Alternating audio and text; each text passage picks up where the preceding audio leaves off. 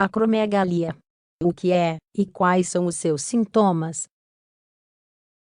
A acromegalia é uma doença rara e crônica causada pela secreção excessiva do hormônio do crescimento ou GH.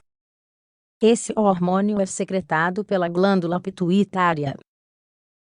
Em aproximadamente 95% dos casos, esse excesso de hormônio do crescimento está associado ao desenvolvimento ou de um tumor benigno na glândula secretora.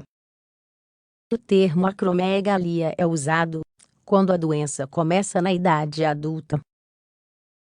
No caso de a doença aparecer na infância, será chamada de gigantismo.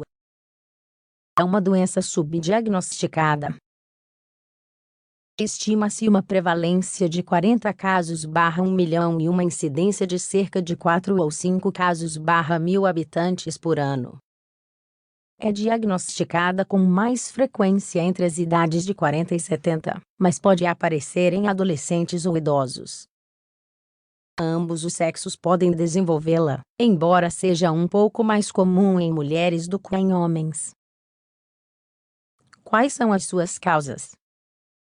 A acromegalia se desenvolve, como vimos, quando é produzido muito GH. Nos adultos, um tumor na hipófise é a causa mais comum de excesso desse hormônio. Vamos ver dois tipos. Tumores da hipófise. A maioria dos casos de acromegalia é causada por um tumor benigno não canceroso ou adenoma da hipófise. Esses tumores pressionam os tecidos próximos à medida que crescem e causam alguns dos sintomas da acromegalia. Tumores não hipofisários.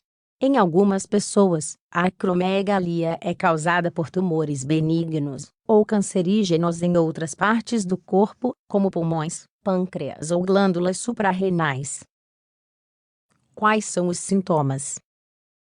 Um dos sinais mais comuns de acromegalia é o aumento do tamanho das mãos e dos pés. Além disso, podem ocorrer alterações graduais na forma da face, como saliência da mandíbula e sobrancelhas, nariz aumentado ou espessamento dos lábios. Como a acromegalia tende a progredir gradualmente, os sinais precoces podem não ser aparentes até depois de vários anos. Às vezes, essas pessoas percebem a condição comparando fotos antigas com as atuais. Além desses sintomas, os pacientes podem apresentar pele espessa e oleosa, transpiração excessiva, e odor corporal, fadiga e fraqueza muscular, visão prejudicada, ronco intenso devido à obstrução das vias aéreas, disfunção erétil e irregularidades no ciclo menstrual em mulheres. Além dos sintomas mencionados, é frequente o aparecimento de hipertensão, elevação do colesterol, glicemia ou diabetes mellitus. Arritmias cardíacas ou distúrbios no funcionamento das válvulas cardíacas também podem ocorrer. Diagnóstico da acromegalia. A acromegalia costuma ser diagnosticada 10 a 15 anos após o início dos sintomas. Isso ocorre porque eles aparecem, como vimos, lenta e progressivamente. O diagnóstico tardio pode levar a complicações nos pacientes. Para fechar o diagnóstico, é essencial obter um histórico médico abrangente e fazer um exame físico, além de uma análise consistente, para medir os níveis de hormônio do crescimento basal, entre outros parâmetros. Uma vez confirmado o excesso de GH, deve ser realizada uma ressonância magnética da área hipotalâmica hipofisária, para confirmar a origem do excesso de GH.